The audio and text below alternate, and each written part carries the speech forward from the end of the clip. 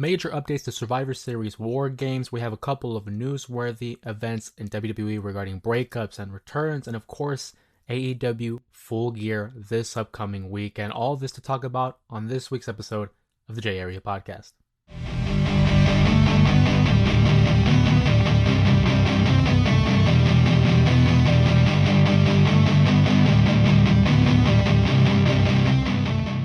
Welcome back to the J Area. Of course, my name is Jose Ramos Jr. And in the month of November, we have a lot to talk about because we have not one, but two major events in pro wrestling. Of course, I'm referring to Full Gear, AEW's latest pay-per-view, and the WWE's next premium live event, Survivor Series War Games. So let's go ahead and let's jump right into it because the men's War Games matchup looks to be one of the more premier matches of the year. Of course, it's Bloodline versus Bloodline. Solo Sikoa, Tama Tonga, Tonga Loa, and Jacob Fatu against the OG Bloodline being Roman Reigns, the Usos, and Sami Zayn. Now, I think for months, we knew it was quite evident that this was going to be the matchup set in place for this year's War Games. The only question was it going to be a traditional 5-on-5, or were we going to limit it to the 4 versus 4 as it currently stands? Now, over the course of these last few weeks, we saw Roman Reigns and company trying to recruit members. We saw them trying to reintegrate Jey Uso into the fold, and although he was a little bit hesitant, it seems that he, the tribal chief, and brother Jimmy Uso are all on the same page. And by virtue of Jey Uso, Sami Zayn has now found himself wrapped up in the tangled web that is the Bloodline saga. Sami Zayn does say that it's not for Roman, it's not for Jimmy, it's for Jey. The love and the respect that he and Jey have shared over the last couple years has maintained its strength because Jey and Sami have this level of loyalty to one another. Sami was the one that kind of got Jey out of the bloodline. He kind of opened his eyes over those last few months that Jey was involved with Roman and Jimmy. But you see, now that we have them lined up, 4 versus 4. And then it was announced that it would be a 5 versus 5. So now we're wondering, who is it going to be? Are we going to see The Rock? Are we going to see a different Anoa'i member? Hikuleo, Lance Anoa'i, maybe even Zilla Fatu. All these wild speculations that fans like myself were coming up with. But as you were to watch the last couple episodes of Raw and SmackDown, we started to see a little bit of hints being thrown our way. You see, on Raw, we saw Seth Rollins becoming a subject to this little bidding war, this recruitment by both Bloodline iterations. He doesn't want any part of it. He doesn't want to be side by side with Roman. After all they've been through, throughout the Shield days, throughout the Bloodline wars, then he doesn't want to be with Solo, because as he put it, he would much rather less team up with a wannabe Roman Reigns, obviously referring to Solo Sikoa. Seth Rollins really is the major piece here when it comes to this War Games matchup. Because then, as we dive into Friday Night SmackDown a couple nights ago, it became another bidding war. We don't know who the Usos, Sami, and Roman Reigns will have as their 5th member. They tried LA Knight. Didn't work.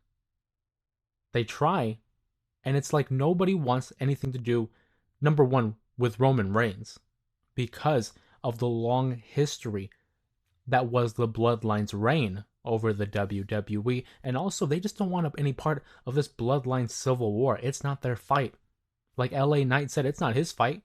Why should he care? He shouldn't. He's off doing bigger, more important things for his career as the United States champion. But then, when they come together in Roman's locker room and they said, you know what, we can't find a 5th member, and they urge Roman Reigns make the call. Roman Reigns thinks about it, displaying the great facial expressions that he's been able to develop over the last few years, until suddenly Solo Sikoa and his bloodline enter the ring. And they don't get that much time to speak because as soon as they get the microphone, out comes Roman Reigns and his bloodline. And in what was an iconic image. Seeing the four of them back together for the first time in 2 years. Nearly 2 years. They come to the ring. We have the big beat down. Of course, we have both sides facing off in grand fashion. But just when you thought Roman's bloodline would get the upper hand, out comes big Bronson Reed and attacks Roman. He attacks Sammy, Jimmy, Jay, laying out waste to everyone in that ring. To see a guy like Bronson Reed stand side by side with Jacob Fatu, quite an image. I mean, you have two of the most destructive forces in the WWE right now. We know who Jacob Fatu is. He's been wreaking havoc all over Friday nights. Bronson Reed has been putting multiple stars on the shelf because of his tsunami. And it appears that we have found the fifth member of Solo Sikoa's bloodline. As I mentioned, Jacob Fatu, Tama Tonga, Tonga Loa, Solo Sikoa leading the charge, and now Bronson Reed joining. Was it by design? Was it out of pity? Or out of pettiness, I should say? Because Seth Rollins didn't want any part of it. So who they get? They get the guy that is beefing with Seth Rollins, Bronson Reed. It's a great pickup. It looks like a great fit to have Bronson Reed side by side as an enforcer with Jacob Fatu. Now, I don't think this is going to be a permanent stay. I don't think we're going to see Bronson Reed move from Monday nights to Fridays. But I think maybe as an associated act, right? As an ally. Not a direct member, as an associate. Just for this time being. So it begs the question, who will be the fifth member of Roman's bloodline? We talked about how Roman's bloodline urged him make the call, and we're wondering who's the call. Some people thought Seth Rollins. Some people thought the Wise Man. At the conclusion of Friday Night SmackDown, we see Roman Reigns alone in his locker room. He pulls out his cell phone, and to a huge ovation from the crowd, almost like a post-credit scene at the end of a Marvel movie, he pulls out his phone and he says, "Call the Wise Man." And the place just erupts. Only for us to discover that the line Roman Reigns is trying to reach is no longer in service. Raising a lot of questions. Raising a lot of eyebrows. What's going on? Where is Paul Heyman? Why isn't he returning Roman's phone call? Well, if you looked and if you watched the SmackDown post-show reaction, which I urge you to do so, it's always a good time, reacting to Friday nights and Monday nights every week. I talked about that. I talk about why didn't he return Roman's phone call, and I had a theory. Right? WrestleMania 40, the biggest WrestleMania in modern history, you could argue, of all time. Not only because of stories, but because of the financial success, the critical acclaim. One of the biggest events in WWE history. Roman Reigns loses in the middle of the ring against Cody Rhodes, ending his 1,316-day reign as the WWE Undisputed Universal Champion. The following episode of SmackDown, that's when we start getting the ball rolling. Solo Sikoa emerges as this new leader. We talk about how losing has consequences. We are introduced to Tama Tonga. Shortly after, Tonga Loa. Jacob Fatu would follow soon after. And in this time period, it was revealed that Roman had stopped reaching out to the Wise Man, Paul Heyman. Paul Heyman has been an advocate. He has been an advisor, a manager, a wise man. He was always there for Roman to give him that level of assistance, that guidance. But where was Roman? He was nowhere to be found.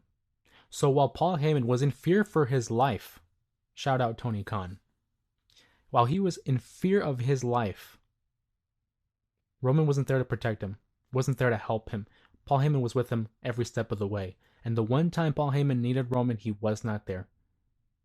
Where was he when he was being ridiculed by Solo Sikoa? Where was he when he was triple power bombed, Shield style, in Madison Square Garden, where we haven't seen him since that power bomb. That was the initial thought. That maybe this is Paul Heyman feeling a type of way, saying, you weren't there for me, why should I be there for you?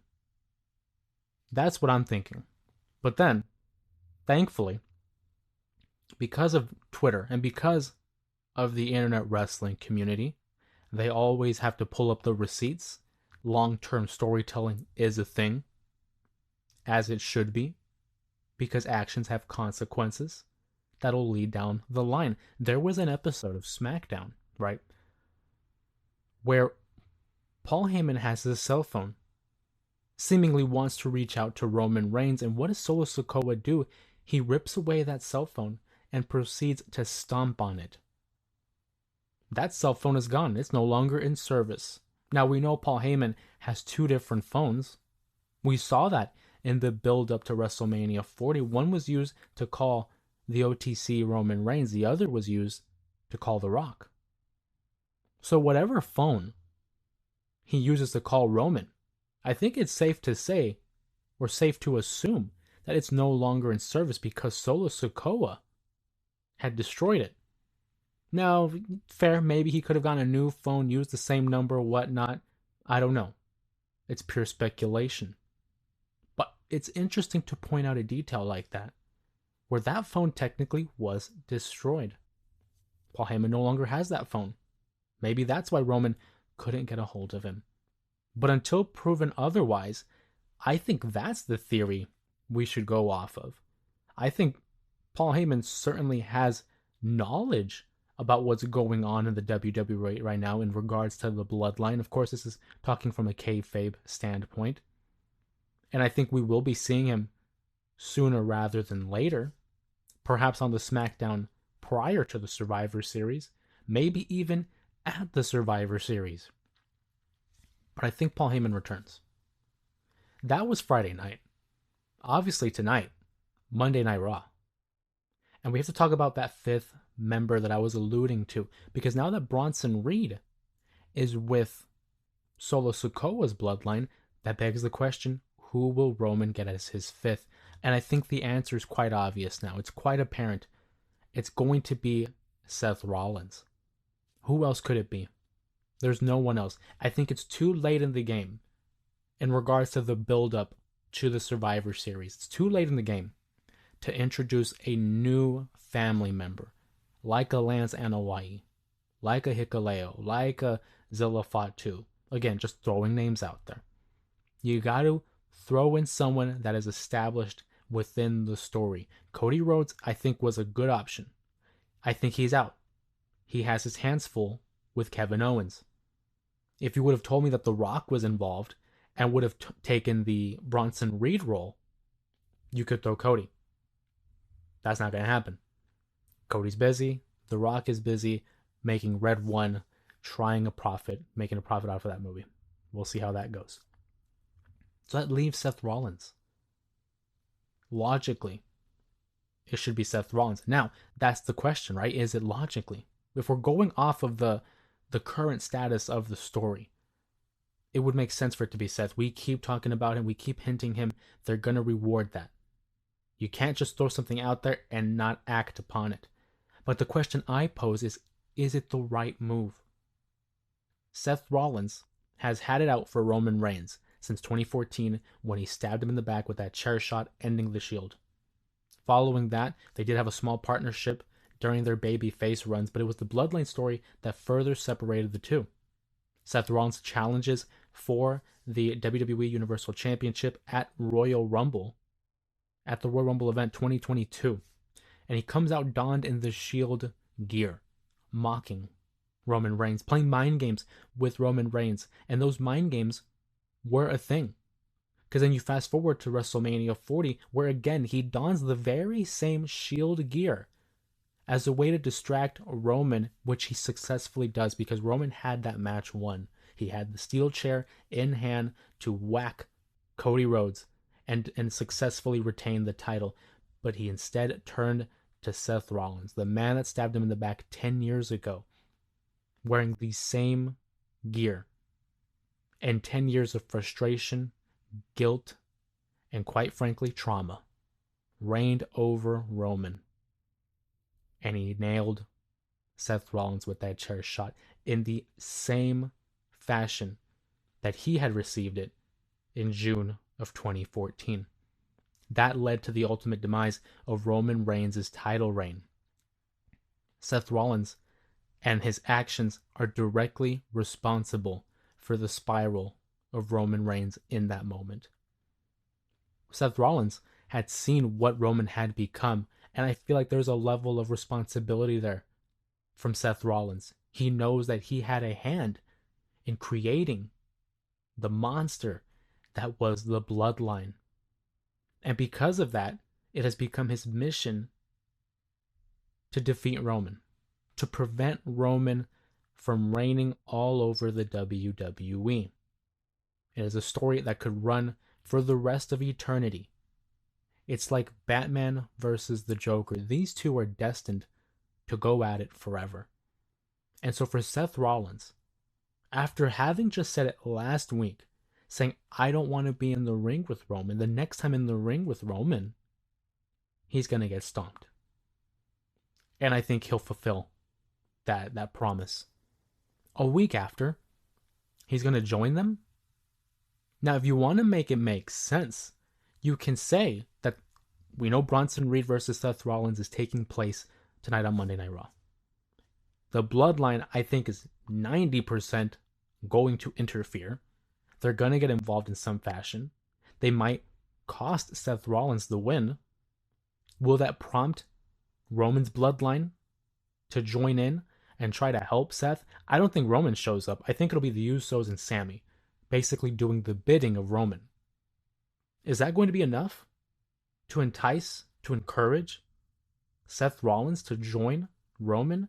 It might be one of those enemies of my enemy is my friend type of deals.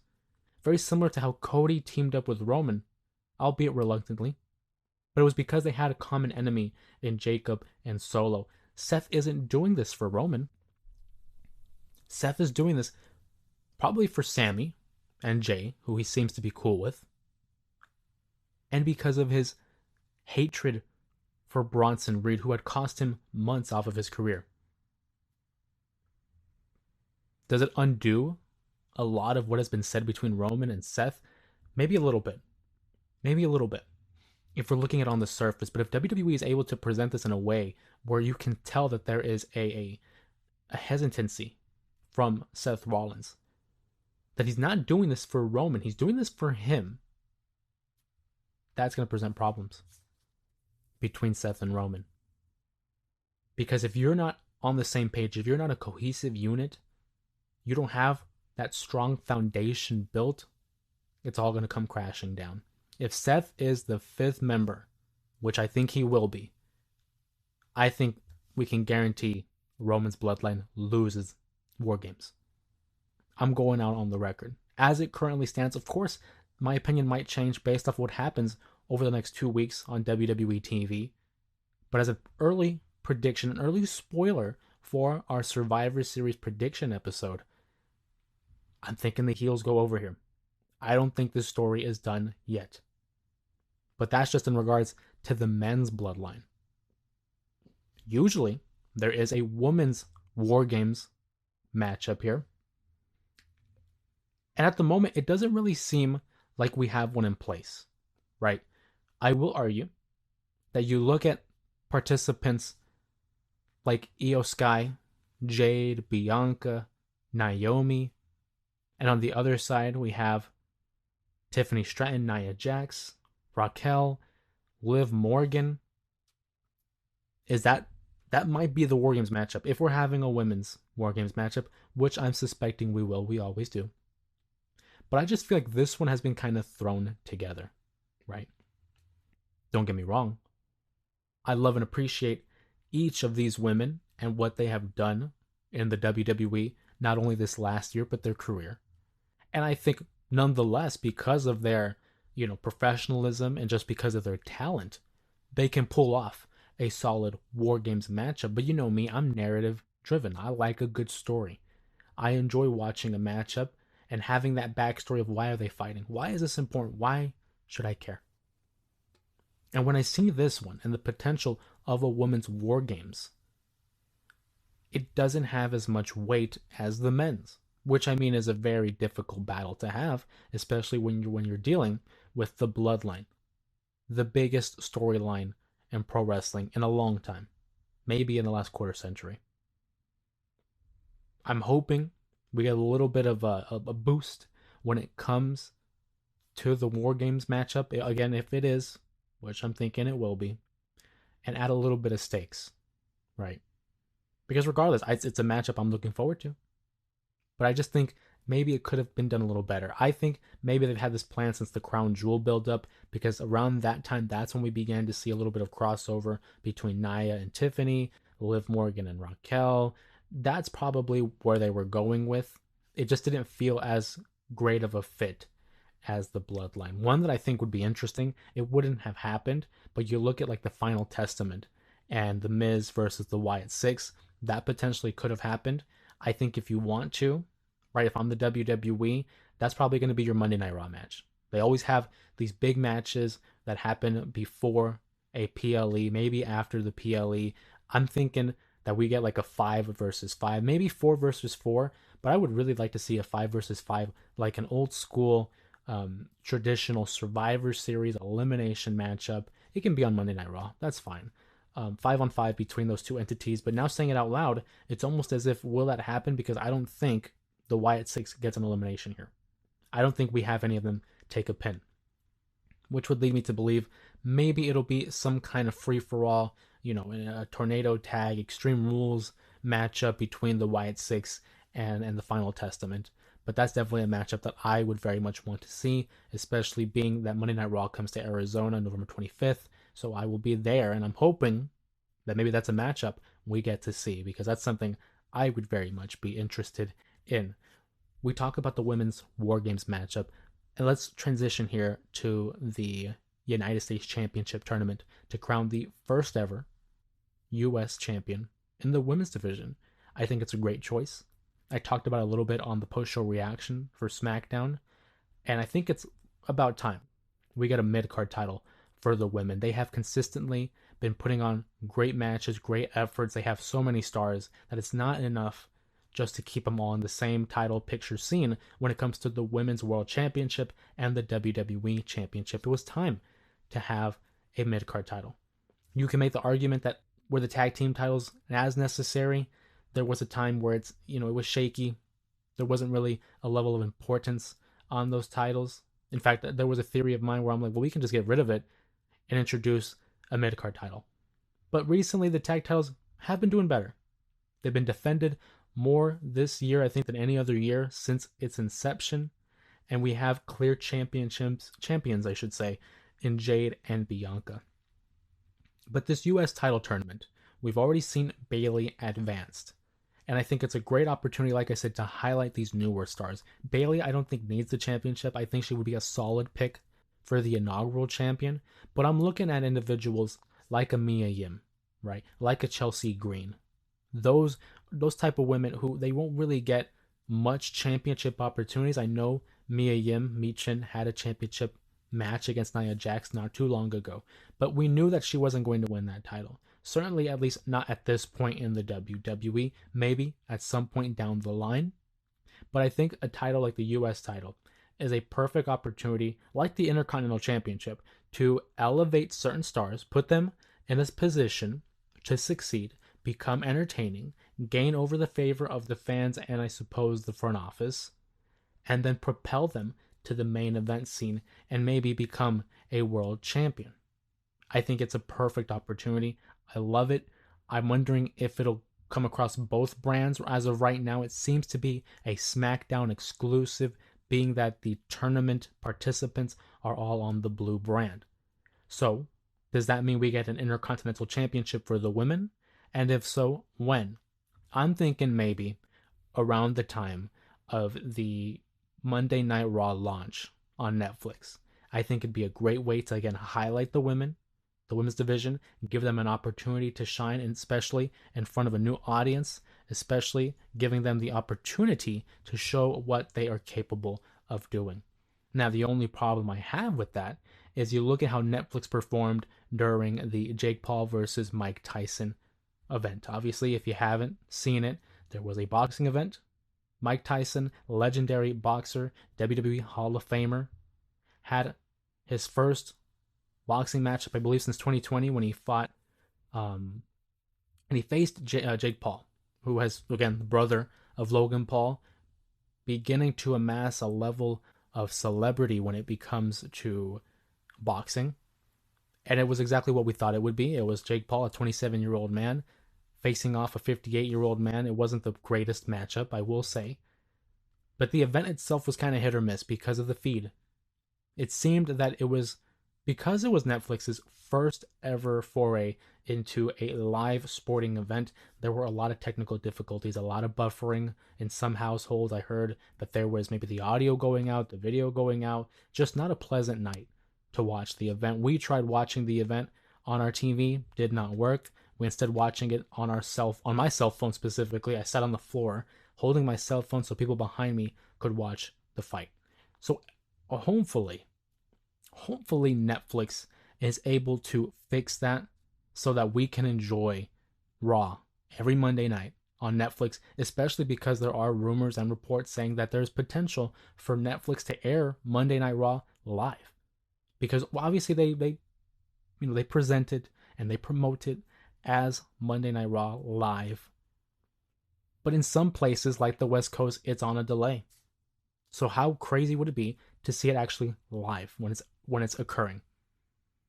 Something they got to figure out though, because that would be a major disappointment if you're watching an episode and it's a huge title matchup and just when the referee's about to count 1, 2, buffer. That would just take out a lot of energy in watching the show. So hopefully they fix that. But we talk about energy. And you look at the women's US title picture. Let's slide over to the men's title picture when it comes to the United States. LA Knight successfully defended his championship in an open challenge on Friday, defeating Humberto, member of Legado del Fantasma.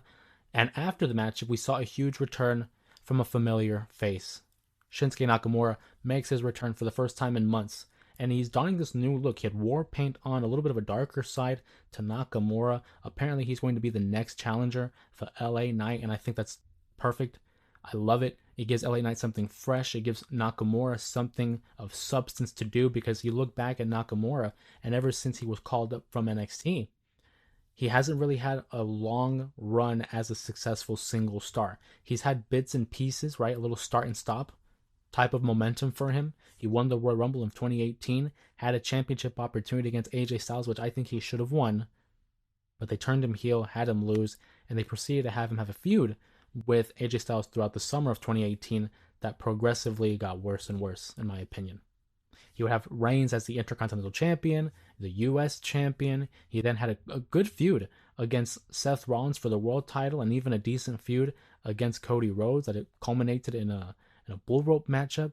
So I'm hoping this is a great opportunity for him to regain some momentum, because I miss the NXT version of Shinsuke, who was the NXT champion. He had the charisma, he had the presentation, certainly still has the in-ring capabilities that he's had in NXT and New Japan and wherever he goes. So to see him against LA Knight certainly will be a treat. I look forward to it. It's something new, something fresh, and that's what it's all about. Trying to maintain the audience's attention and certainly encouraging them to show up week in and week out. Let's stick with SmackDown here. We have the DIY breakup. You know, it's been something they've been teasing, whether it's Johnny Gargano kind of being buddy-buddy with the Motor City Machine Guns. Ciampa, not much of a fan. Says they got to get their edge back. They got to focus. They got to win the tag team titles that were taken from them. And Johnny Gargano, he's agreeing with him. They're on the same page. It's just the way they're going about it. We're seeing little hints of, again, the NXT version of Ciampa, who had become so obsessed with championship gold to the point where when he won the NXT championship, he referred to her as Goldie. And we're starting to see a little bit of that. We saw a little bit of physicality as well between Ciampa and Gargano. Ciampa interfered in the tag team title matchup that was between the Street Profits and the Motor City Machine Guns, causing no contest, a DQ finish. Obviously, we'll revisit that matchup at a future date. And then when Gargano comes in to kind of pull back Ciampa, Ciampa instead pushes, he shoves Johnny Gargano.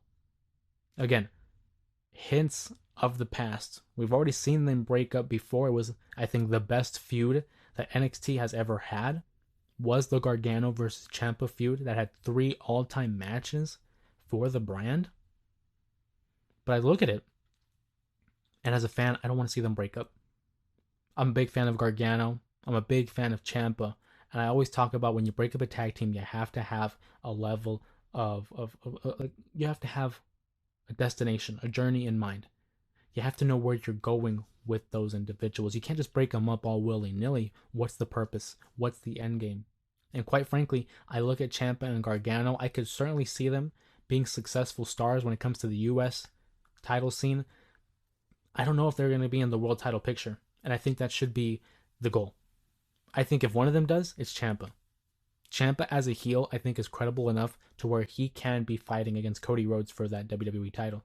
Gargano, on the other hand, he does have that potential because you look at a guy like Rey Mysterio, who, again, was the ultimate underdog, one of the undersized heroes in the WWE, and eventually won the world title 3 times. 2 times as a world champion, 1 time as a WWE champion, but that lasted for like an hour and a half. Thanks, John Cena. I don't want to break them up. So maybe, rather than breaking them up, this is an opportunity for Johnny Gargano to turn heel. We've seen him do so in NXT. He sides with Ciampa, says, you know what, you're right, we got to become more aggressive. We can't care what the people think. We got to do what's right for us. If you want it, you got to do it yourself, DIY. I'm hoping that's the route they go. And they turn him heel, Johnny Gargano, and they keep him together because I think the tag team division certainly needs a level of depth. Just because you got the Motor City Machine Guns doesn't mean you can break up DIY. That's just my opinion. Obviously, we're talking about tag teams breaking up. I would be remiss not to talk about the New Day. Kofi Kingston and Xavier Woods. I shared a video this past Saturday talking about why I think it would be the wrong move. And it's very similar to what I said about DIY. Direction, purpose. But also, we've seen so many tag teams break up. And we've seen the Rockers effect. Who's the Sean? Who's the Marty? I think it's clear who Sean and Marty here are in the New Day. No disrespect to Xavier Woods. But I think what we haven't seen a lot is seeing tag teams come back together. And we know that there is a scheduled celebration for the 10-year anniversary of the New Day at some point. We don't know when. Selfishly, I hope it's November 25th because they're coming to Raw. They're coming to Arizona. I'm hoping, rather, we haven't seen Big E involved at all when it comes to what's going on between Woods and Kingston. Maybe this is when Big E comes back. I'm not saying he's coming back as a full-time wrestler, but he makes an appearance and somehow manages to keep the peace between Kofi and Xavier, reminding them why they bring the power of positivity. The New Day are another team I don't want to see break up. I like how when Kofi Kingston won the WWE title, they remained friends. They remained a unit. When Big E won the WWE Championship, they might have separated for a little bit because one was in the main event scene and the others were in the tag team division. But they still were the New Day. Although they were on different brands, they were still the New Day. I don't want to see them break up. I think if any team in WWE were to stay together and never break up, it's them. I don't want to see them feud. And I'm hoping that we don't have to see that because that certainly would break my heart. Monday Night Raw obviously is the show where we have the New Day's tension, their hinted breakup, but it's also where we're going to see an Intercontinental Championship matchup between Braun Breaker and Sheamus. Sheamus has never won the Intercontinental title.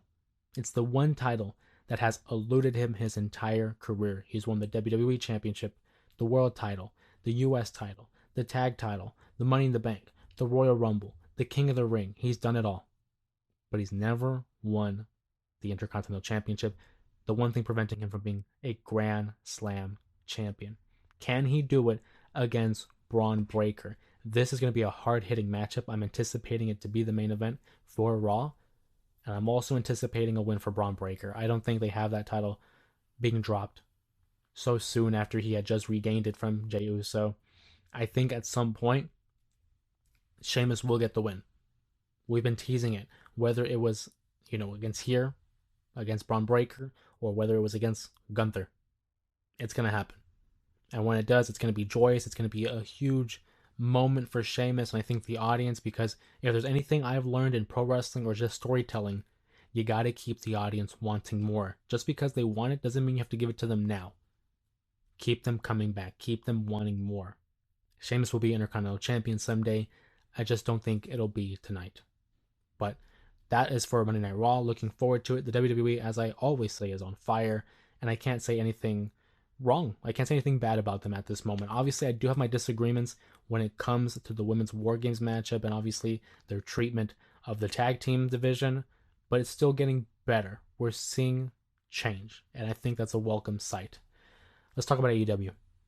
AEW has their pay-per-view event Full Gear next Saturday, and the main event, Jon Moxley defends his title against Orange Cassidy. These guys have a history. Wind the clock back to where Cassidy was the international champion. He was dethroned by Jon Moxley for that title at All Out. And then he would regain that title at Full Gear. These two are no strangers to one another, and a lot of controversy has been around the story that is the Death Riders, formerly known as the BCC, Blackpool Combat Club, and what the purpose is of the storyline. There have been complaints about it, about the way they're going about it. Me personally, it has my level of interest. Yes, I have some questions about it, but overall, it's at least gaining my interest. At least it wants me to talk about it, right? Jon Moxley, I think, is one of the best wrestlers in AEW. Love him or hate him, I think he's one of the more influential and just important figures in that company since its inception. Now, whether or not you're a fan of his wrestling style or his promo style, that's one thing. But you go back all the way to his days with the Shield, and he is definitely one of the key figures in professional wrestling today. I go back and say that at Survivor Series, when they debuted, for me, I think that's one of the biggest debuts of all time. Because you have Seth Roman, then known as Dean, now known as John, three of the biggest stars in pro wrestling today. Where one is ruling the world of WWE, Roman Reigns. The other is Seth Rollins, who is by no means not a big star. He's just not with Roman. Then you have Jon Moxley, who obviously in AEW is the top guy right now. I like the story that they're telling because of the long run, because of the ramifications. Right now, maybe you're not a fan of it, but I think that's the point. I think the point of the story, as if it wasn't apparent already, Moxley wants to anger AEW. He wants to piss people off. He talks about how this isn't the AEW that I joined. What happened? Everyone's dancing and celebrating for what? They're not taking it serious. Since the attack on Bryan Danielson, they've attacked Chuck Taylor. And between those two events, that has really changed Orange Cassidy. He didn't want to be involved in this war. He said he wasn't a leader. He's not that kind of guy. But now here he is, challenging Jon Moxley for the world title at Full Gear. This is going to propel Orange Cassidy to that next level, I'm hoping. But he's not going to win. He's not going to win. Maybe they throw a swerve. But I don't think so. Because this story isn't revolving around Orange Cassidy. I still am a firm believer that this is going to be Darby Allin. Darby Allin, I think, is destined to be like his protege, or rather his mentor, Sting. I'm not by no means saying that Jon Moxley's Death Riders are on the level of the New World Order, but in the current state of the AEW roster, that is your New World Order. Darby is your Sting. He is going to be the guy to save AEW. He is going to be the heart and soul of AEW, winning the championship against Moxley. It just depends when it's going to take place. Will it happen at World's End? Will it happen at Revolution? That is yet to be seen. But I look at this story, and you gotta let it ride out. You have to. Because if you just shut it down initially, you're going to be disappointed in everything. Moxley versus Cassidy, the main event of Full Gear, certainly is enough for me to be interested. Other matches on the card, of course, we have Will Ospreay versus Kyle Fletcher. Roddy Strong is going to get his shot at MJF.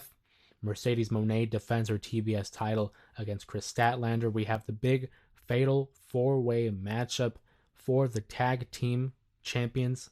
Private Party will be defending. We also have Hangman Adam Page against Switchblade Jay White. I was thinking about Adam Cole there for a second after saying Adam Page. So it should be a good card. AEW, it's very rare that they have a bad pay-per-view. So we'll be checking that out. We'll see how it goes. We'll see how the WWE continues to build up to the Survivor Series War Games. I know I'm excited for it. I'm hoping you are as well. And if you are, go ahead and comment down below what matchup you're looking forward to regarding Survivor Series or Full Gear. Talk to me about the Bloodline. Talk to me about the U.S. title scene, whether it's the women's division or the men's division. Go ahead and sound off in the comments below. If you enjoyed this episode of the podcast, make sure to give it a like, thumbs up, and continue to support. We just recently hit 2,000 subscribers. We're constantly and consistently building the J area. And I want to thank you guys, give you guys a major props and appreciation for all that you do and giving me the motivation to continue to produce these episodes as well as the post-show reactions on Monday nights and Friday nights. And with that being said, go ahead and if you haven't already, drop an elbow on that subscribe button. And if you haven't already, my name's Jose Ramos Jr. and I'll see you guys in the next one.